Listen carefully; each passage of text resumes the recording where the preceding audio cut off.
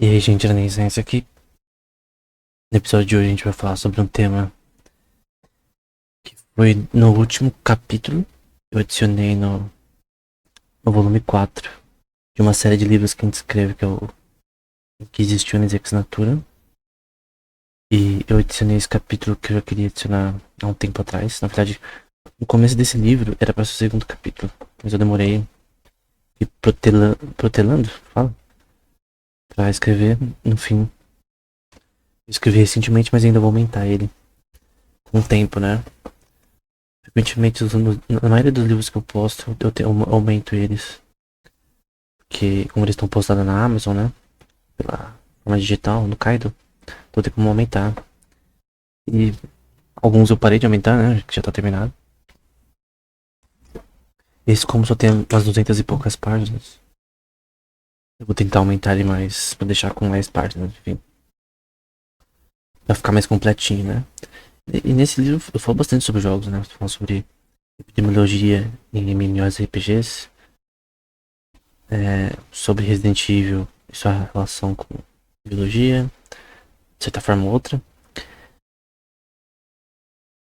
Só que esse capítulo ele é um pouco diferente, né? Porque ele fala sobre videogames e o cérebro, né? Esse é o título do capítulo.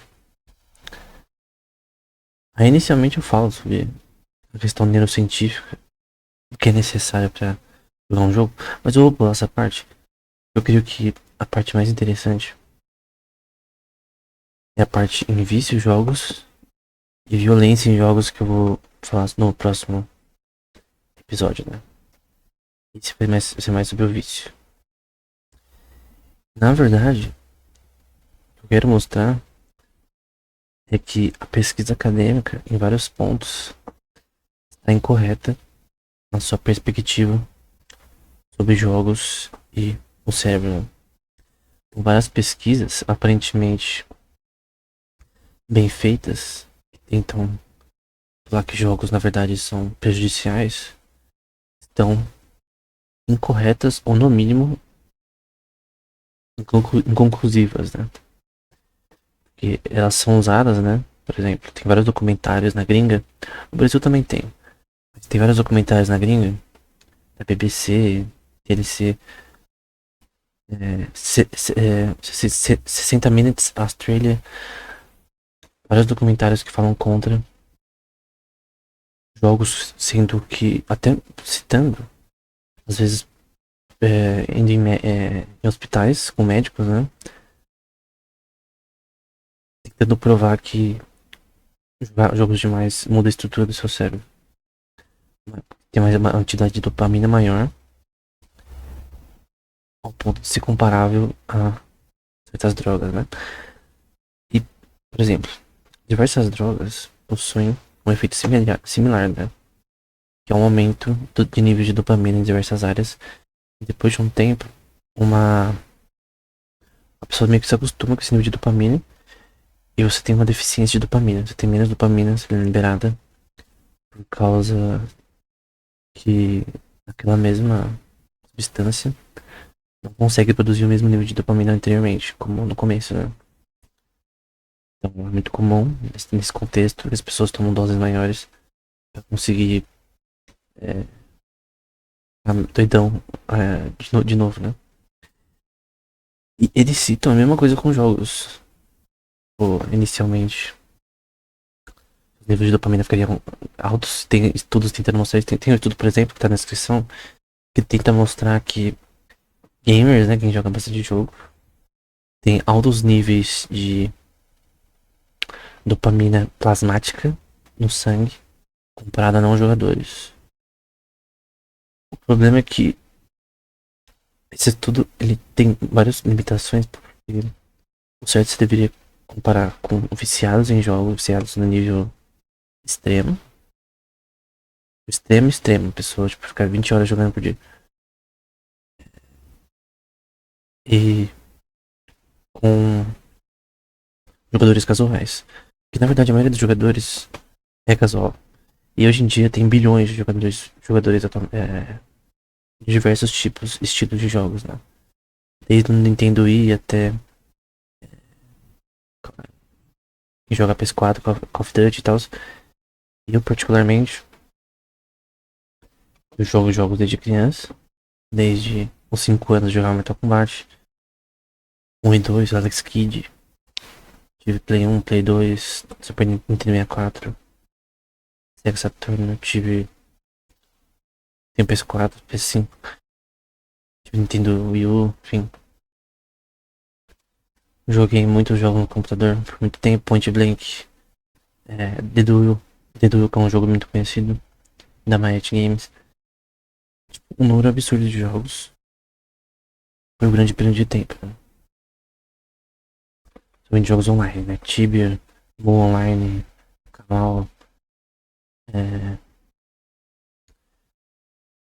e frequentemente jogo outros também. Adventure Crash Wars, enfim. Aprendi inglês através de jogos também, enfim. O do time inicialmente de Adventure Crash Wars. Então, muito desse capítulo eu tento mostrar exatamente que as pessoas normalmente que fazem pesquisa nesse tema não conhecem o tema. Nunca jogou um jogo, já tem uma predisposição sobre ele, né? Preconceito e já acha que é prejudicial e quer provar que é prejudicial. Políticos tentam usar também as pesquisas para tentar demonstrar e aplicar leis que tentam minar jogos. Meu objetivo aqui, na verdade, vou deixar no resumo para deixar claro, é mostrar o contrário disso. Que na verdade tem também vários artigos acadêmicos que mostram os benefícios de jogos. Tem um, por exemplo, assim, não tem nenhuma relação entre jogos e QI. Somente xadrez. Normalmente associado a você ter. Fazer a criança pensar mais e tal. Mas na verdade. Mas eu tenho um artigo que eu vou deixar citado aqui que tem a ver com isso. Eles testaram crianças de 11 anos, em média. O QI delas, de crianças que jogam xadrez e as que não jogam. E depois fizeram um estudo com jogos no geral, né? E acontece que na maioria das vezes, dos casos, né? Em média, né? Eles tinham um QI maior, as pessoas que jogam xadrez, e em outros estudos que jogavam jogos. Porém, por mais que exista isso, é errado você dizer que tem uma correlação. Na verdade, o sample desses artigos são pequenos e não necessariamente essa correlação ela é causal, né? De tipo, realmente você tem uma correlação entre os dois, que essa é a causa. Até porque o teste de QI, na minha opinião, ela tem vários problemas em medir o que ele quer medir. Eu creio que ele é útil para medir doenças mentais, mas com certeza ele tem muitas limitações. A questão é, na minha opinião, sincera, o teste não prova que pessoas que jogam certos tipos de jogos como xadrez, jogos mais complexos, podem se desenvolver melhor. A questão é que não deixa elas piores. Com certeza não diminui o que. Tem até um artigo também que eu deixei na descrição que fala sobre como que testa pra ver se pessoas que assistem animes. Eu gosto de muito de assistir anime, assisto desde pequeno. Testar se elas procrastinam mais nos estudos. E no estudo eles viram que 60 pessoas parece que na verdade não tinha nenhuma correlação com isso. Então a questão é, em resumo, tanto videogames quanto animes, quanto qualquer outro tipo de mídia, porque o videogame nada mais é do que o tipo de mídia diferente. Que é igual a filmes às vezes. Por exemplo, The Last of Us. Um filme não tem nenhuma diferença, na minha opinião. É a mesma coisa. Só tá num diferente formato. Mas as pessoas normalmente usam o argumento que é mais interativo. Mas não importa que é mais interativo. Viu que tanto os filmes, eles podem aumentar a atividade dopaminérgica durante assistir ele, quanto jogar um jogo. Enfim. Tem estudos também que erroneamente tentam comparar a atividade cerebral usando ressonância magnética de pessoas que jogam jogos com frequência e pessoas que não jogam. E acabaram vendo mudanças em áreas ali relacionadas à dopamina, né? Na região da basal gânglica, algumas áreas específicas.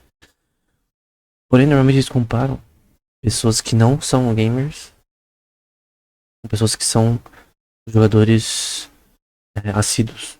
Quando, na verdade, eles deveriam comparar os viciados de verdade, que jogam de uma forma que para qualquer ser humano é prejudicial à saúde, comparando com pessoas que jogadores casuais. Eu, por exemplo, sou jogador casual, eu jogo videogame todo dia, jogo League of Legends, que a gente vai falar nesse episódio também. Tem vários artigos sobre League of Legends e vício em jogos. E na verdade, o League of Legends tem um artigo também que mostra que estatisticamente é um dos jogos mais viciantes, comparados a Counter-Strike e outros jogos. Eu concordo. Porém, a pesquisa, na verdade, tem alguns problemas, por exemplo, nesse caso que eu falei, que ela às vezes não faz o seu estudo com controle de forma correta, né? Você tem que comparar, por exemplo, eu falo também no capítulo do livro, que o certo é você usar pesquisa com ressonância magnética para analisar a imagem cerebral de pessoas viciadas com jogadores casuais e não gamers. E aí você vai ter um resultado decente e nem não necessariamente essa é a causa, porque tem artigos também que mostram que pessoas que mexem muito no TikTok também têm uma atividade de dopamina elevada. E também com relação a mexer muito em celular, vício em celular, vício em. Vício entre aspas, né? Sempre quando eu tô usando a palavra vício, entre aspas, porque não necessariamente é vício no sentido natural, atual do ser humano.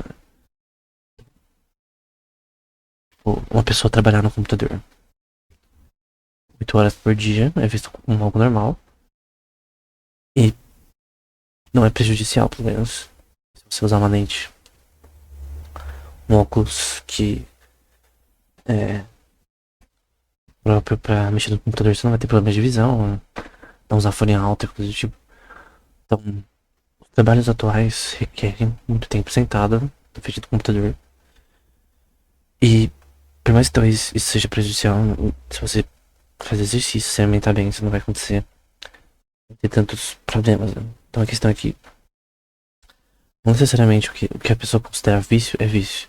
Tem documentários que os pais colocaram crianças num acampamento de férias nos Estados Unidos, meio que de reabilitação, porque a criança jogava 3 horas de Fortnite por dia. Na minha opinião, isso é incorreto, porque, por exemplo, quantas pessoas passam horas na televisão por dia? Ou horas no computador? Mexendo em qualquer coisa. Ou horas fazendo qualquer tipo de atividade que também não tem diferença de videogame. Então a questão é que, do ponto de vista da mídia, ela trata diferente o videogame porque ela não entende. Porque às vezes é conveniente você tentar falar do ponto de vista de uma geração que não teve contato com jogos. Normalmente os pesquisadores que eles mostram falando contra games em documentários são bem velhos. Tipo, com mais de 60 anos com certeza. E não que tudo que eles falam tá errado, mas grande parte tá errado.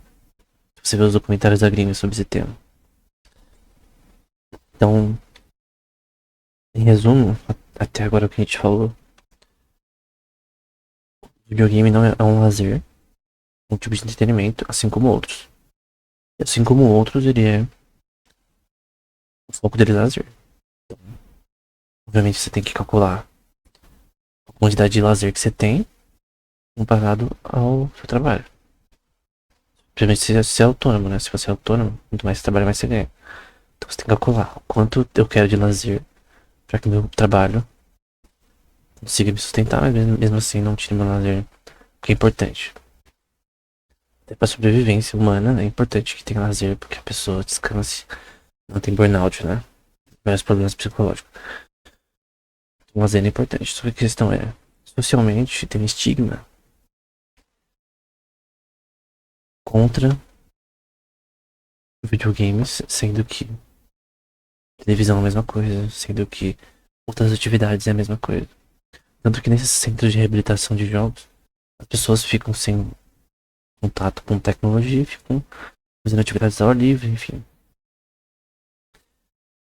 Não tô falando que isso é errado, mas na minha opinião, uma criança que vê 3 horas por dia jogando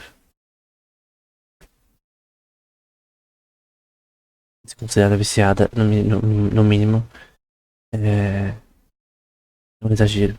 E, na verdade, muitas vezes, como no comentário, fica claro que os pais que não controlam quanto seus filhos jogam. Então, a culpa é mais dos pais do que do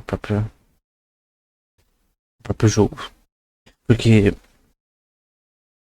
na verdade, a pesquisa acadêmica tenta mostrar que há diferenças no cérebro de uma pessoa que joga jogos e outra pessoa que não joga. Porém, na verdade, como eu disse, esses estudos normalmente não são tão bem feitos quanto deveriam. E não tem uma vasta literatura nesse tema, tão grande quanto as pessoas parecem afirmar. Porque na verdade tem, por exemplo, artigos que mostram que, até um da Nature, para deixar na descrição, diz que xadrez tem um benefício grande cognitivo tanto para crianças quanto ao longo da vida até para velhice, se você joga xadrez. Que tem benefícios cognitivos aí para você manter sua mente ativa. Embora eu não sei se realmente essa correlação é tão grande assim. Qual a diferença de xadrez e League of Legends? Do ponto de vista computacional, aqui na opinião própria, tá? Alguém que não joga esses jogos pode dizer que que é uma opinião errada. Mas na minha opinião própria. Tem artigos que são muito famosos sobre inteligência artificial nos games, em xadrez, em shogi, Shanki e outros jogos. Como o Go também. Um jogo bem famoso. E computacionalmente, o xadrez é inferior a Shang-Chi, que é o xadrez chinês, a Shogi, que é o xadrez japonês, e a Go, que é um jogo milenar chinês. Todos esses jogos são computacionalmente mais difíceis de se resolver, tanto que demorou mais tempo para resolver. O xadrez foi resolvido em 1997, que ele ganhou o melhor do mundo, o Kasparov, com o poder da IBM, que eu já falei no canal. Já falei no livro também. E ganhou do Kasparov, que era o melhor xadrez do mundo na época. Meio que o mentor do Magnus Carlsen por um tempo, né? Então a questão é que o xadrez foi resolvido antes. O xadrez, ele tem benefícios, pelo menos jogar muito xadrez não vai te atrapalhar. O que a pesquisa mostra é que pelo menos há mais benefícios do que malefícios. Se jogar horas de xadrez não é mal visto socialmente e cognitivamente, o que League of Legends é? A questão é, League of Legends ele é mais complexo cognitivamente, computacionalmente, né? StarCraft 2 é mais complexo, tanto que teve que usar o tanto de núcleo de processamento que a DeepMind teve que usar pra resolver o StarCraft 2 foi tipo brutal. É tipo muita coisa comparado ao xadrez. Então, pra resolver o problema, além de técnicas de inteligência artificial, algoritmo específico como Monte Carlo, Long Shot Term Memory e outros algoritmos, a questão computacional também é importante. Com esses algoritmos, com a computação na época dos anos 90, que o xadrez foi resolvido, não teria como fazer um sistema que joga Go. Tanto que tem artigos foram publicados no ano, tipo, meses depois do Garry Kasparov ser derrotado. Vou deixar na descrição, que fala que o Go provavelmente nunca vai ser resolvido. Tão difícil que é. No fim foi resolvido em 2016, ganhou do melhor do mundo. Com o AlphaZero, né? Da DeepMind. Tem até artigo e tudo pra deixar na descrição. Já falei sobre esse tema. Então a questão é. Se xadrez tem benefícios de você jogar cognitivamente, eu creio que jogos que são mais complexos, do ponto de vista computacional e também do ponto de vista cognitivo, né? Obviamente você ser um expert de xadrez é muito difícil. Você ser um expert também em Flares é muito difícil também. Eu, eu sou ouro ainda. O máximo que eu fui foi platina. Uma pessoa que é challenger, uma pessoa que é mestre pra cima, principalmente na Coreia, tem um nível de expertise no jogo muito grande. Tem artigos que falam sobre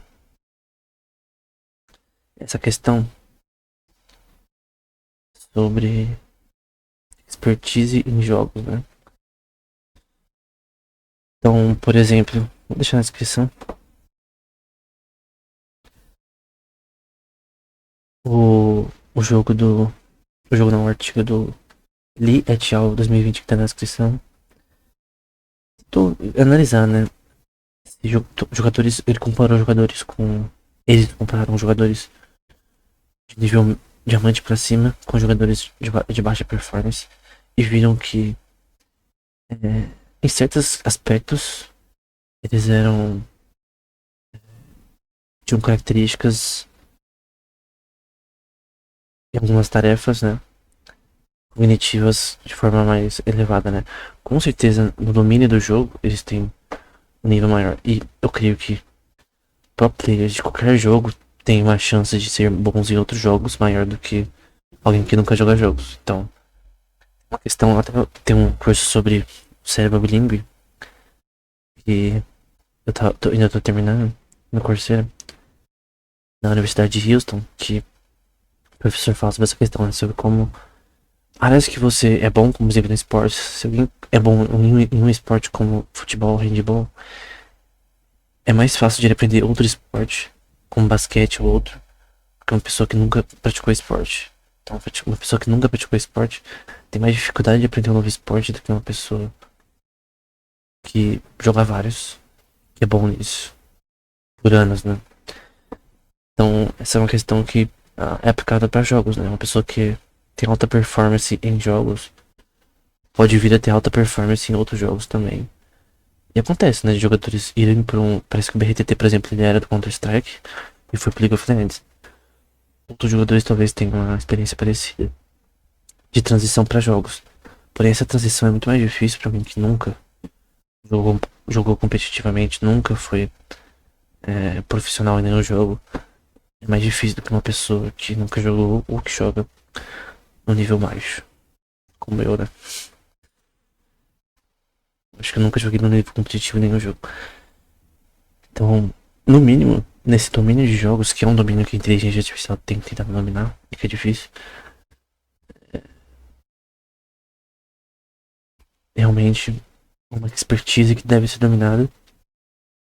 E que eu creio que se o mesmo estudo da Nature relacionado a xadrez fazer a mesma coisa que eu falei antes com StarCraft e outros jogos, ele pode acabar vendo que na verdade esses jogos também têm benefícios cognitivos tão bons ou até melhores do que xadrez. Lembrando que xadrez ele é altamente recomendado nessa questão, né? Tem pessoa que não veria esse jogo dominó, enfim, dramas. Mas a questão é, esses jogos também tem isso. O problema é quando a pessoa joga o jogo e que é o que é chamado de Internet Gaming Disorder. Quando a pessoa joga o jogo e esquece das necessidades sociais, né? Vai na banheira, sei lá. Em lan houses na China, isso poderia ser conhecido. Não come direito, enfim. Só que aí é um problema comportamental que talvez não é associado ao jogo, é associado à pessoa. As responsabilidades da pessoa. Tem documentários de jogos que tentam vitimizar as pessoas que eram viciadas em jogos, entre aspas, como se a culpa não fosse delas. Como se fosse uma droga, né? Que muda com a sua mente que você não consegue sair. Mas na verdade o jogo não é assim. Você consegue parar quando você quiser. Não é que nem uma droga. Que uma vez que você toma, às vezes, você já tá preso pra sempre. E pra sair é um inferno. Tipo, seria totalmente fugir do bom senso alguém falar isso. Na verdade, o que pode acontecer é que pessoas viciadas em jogos talvez tenham até, tipo, viciadas no nível de, tipo, quando eu digo viciada, é tipo no nível que a pessoa não vive e ela não trabalha com isso. Tem pessoas que trabalham com isso. Tem pessoas que, até falo sobre isso também, tem pessoas que fazem lives e tal, o trabalho delas, então é natural que elas façam o seu trabalho, o trabalho delas, né? Trabalho. E nesse caso, pessoas que, por exemplo, trabalham com Tibia, seja fazendo profit no jogo, ou fazendo live, ou os dois, é o trabalho da pessoa, então obviamente que a pessoa vai passar horas por dia jogando. Então, nesse caso, não é uma desordem. Se a gente for considerar uma desordem, qualquer coisa pode ser uma desordem. Uma pessoa fica muito tempo no celular, uma pessoa fica muito tempo fazendo atividades que não são tão, sei lá, podem ser prejudiciais, enfim. Então, a própria definição que foi definida até em manuais de psicologia, dois específicos bem famosos, há uns anos atrás, define Internet Game Disorder como algo que te tira de compromissos, te tira de as suas necessidades básicas, mas eu creio que uma desordem é um problema de comportamento que talvez nem esteja associado ao jogo, mas sim a outros fatores do ambiente da pessoa. Então, de repente, crianças que experimentaram divórcio, que experimentaram problemas sociais na escola, outros lugares, pode ser que ela pode desenvolver um vício maior do que outras por conta disso, mas a questão é, não tem como você comparar jogos com drogas, né? E é isso que tem sido feito até em parte da literatura de psicologia relacionada a jogos. Isso é errado. Isso, na verdade, é uma falta de entendimento do que o jogo é. Qual a diferença de xadrez e League of Legends? Tem várias diferenças, mas os dois são jogos. Os dois são jogos que tem nível competitivo e pessoas jogam horas por dia. Qual a diferença de xadrez e shogi? Xadrez e Go. Só a complexidade do jogo. Quantidade de movimentos possíveis e coisas do tipo. Mas não necessariamente. Você pode dizer. Socialmente, talvez o League of Legends ele pode ser mais mal visto do ponto de vista da psicologia do que o xadrez. Mas é verdade, se a gente pegar a teoria na prática, isso não deveria ser verdade. Enfim. Então, a questão é que existe sim. Até um artigo do Val Serrana, Thiago, tá na descrição. Que disseram que a conclusão dele foi assim: ele fez uma pesquisa relacionada a League of Legends. Os resultados gerais mostraram que os experts tinham melhor working memory espacial e controle de atenção. Não foram encontradas diferenças significativas nas habilidades de computação e inibição. Em conclusão, este estudo mostra que jogadores especialistas do gênero puro podem ser distinguidos por um alto desempenho no teste de memória operacional visual e espacial em relação aos jogadores não regulares, né? Regulares e a não gamers, né? Então a questão é que um profissional no League of Legends ou até qualquer outro jogo, ele tem sim um domínio específico de capacidade e que, na minha opinião, pode transferir para outros jogos. De novo, uma pessoa que é bom em jogos FPS, que é profissional, é muito diferente de uma pessoa que nunca jogou. Uma pessoa que nunca jogou FPS, primeira vez, ela vai ter muita dificuldade. Ela vai ter uma curva de aprendizado muito grande para conseguir chegar no nível de ser um jogador mediano. Eu me considero um jogador mediano em Call of Duty. Normalmente eu não tenho frag negativo, strike não tinha frag negativo. Então eu considero um jogador mediano. Eu joguei Warzone já algumas vezes. E então eu creio que eu tenho um certo nível de gameplay, né? Mas uma pessoa que nunca jogou vai ter problemas. Mas não é porque eu sei jogar Call of Duty que eu não sei jogar outros jogos de tiro, né? Overwatch é um jogo de tiro. É bem diferente. Tem características de um MOBA. Essa questão é que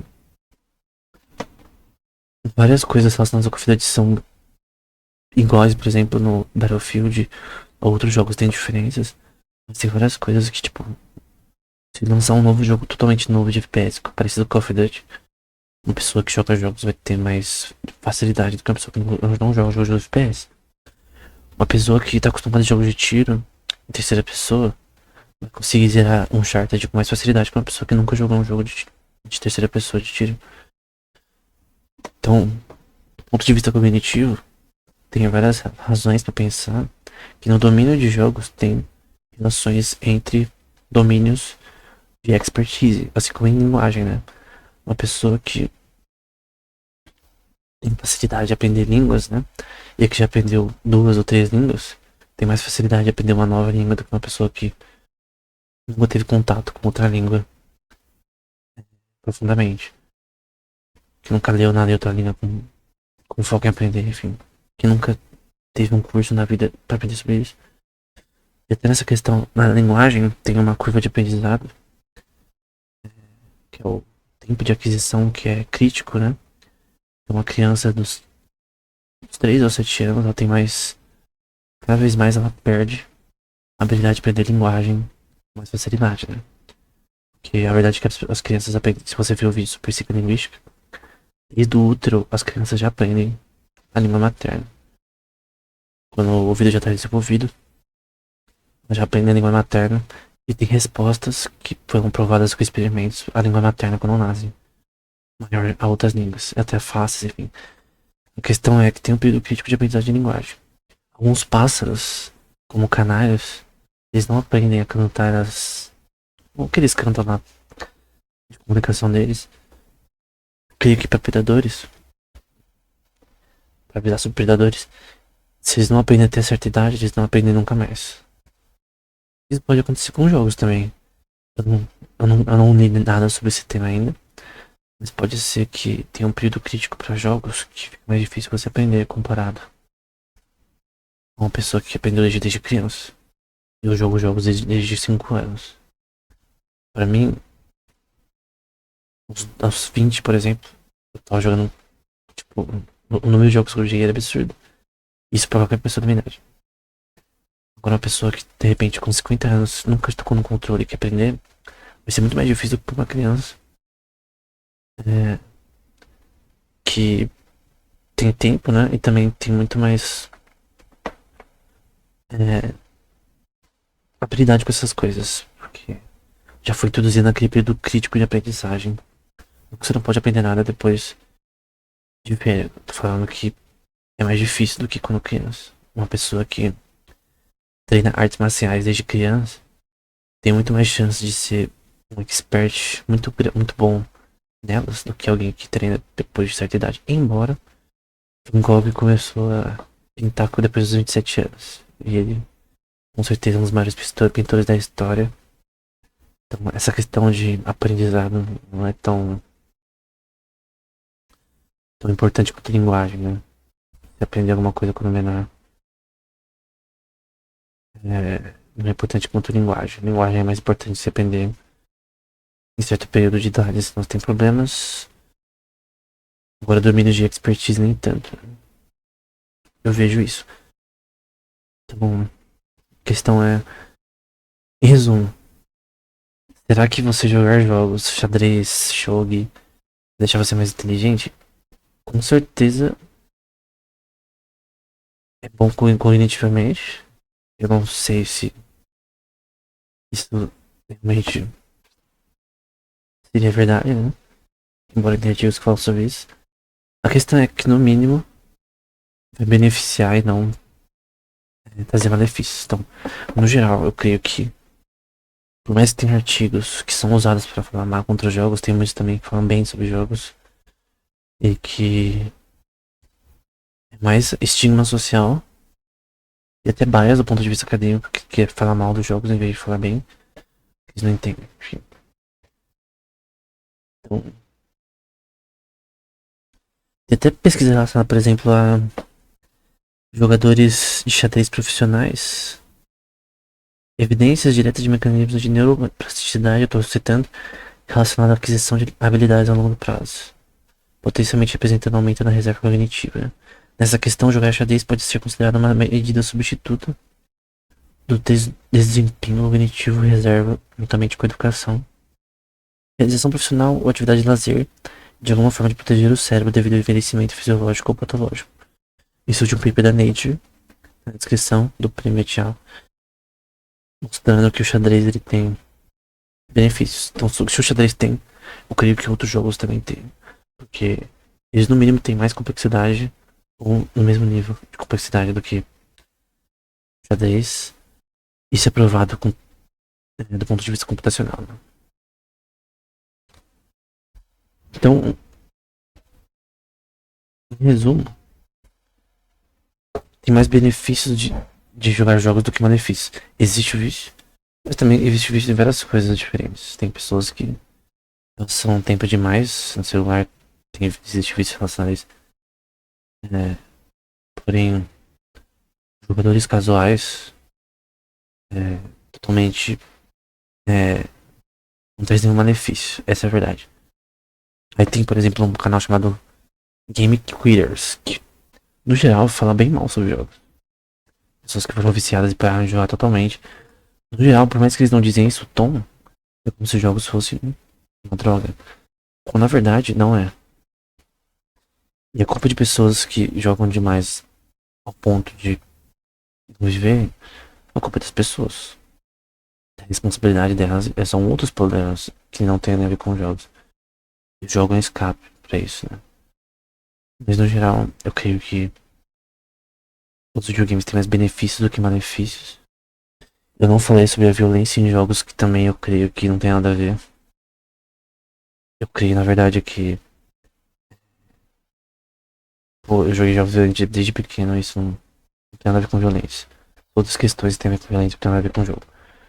Assim como filmes, videogames, filmes, séries, é a mesma merda. É a mesma merda. Não tem diferença. E isso até pelo bom senso é óbvio, né? Pra quem usa os dois tipos de mídia. Porém, como eu ainda vou escrever a parte do capítulo sobre violência em jogos, eu não li os artigos acadêmicos nesse tema, então eu vou ler ao longo desse mês e quem sabe eu vou fazer um vídeo logo sobre esse tema, né? Vai demorar um pouco porque eu creio que a pesquisa acadêmica em violência em jogos é muito maior do que em outros temas nesse contexto, né? Porém, o que eu vou tentar mostrar é que não tem nada a ver. Não tem nada a ver, essa é a verdade. O que eu posso dar como resumo, no geral, tem os artigos acadêmicos aqui na descrição para você ver e além, é que não existe nenhuma correlação entre jogos e qualquer detrimento cognitivo. Embora alguns tentam mostrar que existe, as pesquisas nesse tema, na verdade, ou tem um sample muito pequeno ou não usam a sua forma de controle estatística tão corretamente.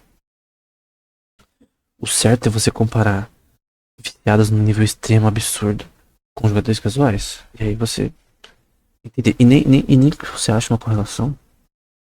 O seu estudo de FMA, de ressonância magnética, qual for, PET scan, enfim, não significa que é causal. Você não pode dizer que a etiologia desse tema é um jogo. Você não tem como dizer que é falso ou verdadeiro se é um jogo ou não. Essa é a hipótese. Por exemplo, o estudo que está na descrição sobre a questão de níveis de dopamina muito altos, que é normalmente até de 30 gramas por mol de sangue. A nível de dopamina muito alto em gamers. Só que, será que é essa a causa? E as pessoas que não são gamers, quanto tempo elas ficam no celular? Que também tem estudos mostrando que tem diferenças de dopamina. Essa questão. Quem disse que essa tipo de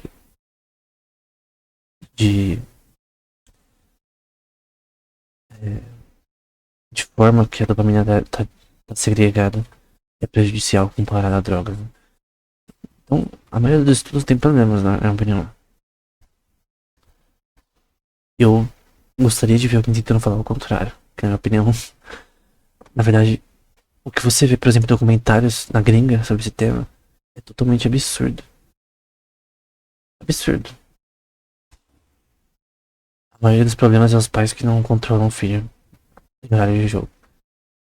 Esse é o problema mais deles. E às vezes é o problema da pessoa que. Por exemplo, teve um documentário que falou de um cara que tava deixando de tirar boas notas na faculdade, de ir à faculdade pra jogar. Mas a culpa não é dele de questão de responsabilidade. Não é como se ele não pudesse parar porque o jogo é viciante. Não é assim. Senão todas as pessoas que jogam. Teve uma estatística que mostrou que tem mais de 2 bilhões de pessoas que jogam jogos atualmente. Sejam jogadores casuais ou assíduos.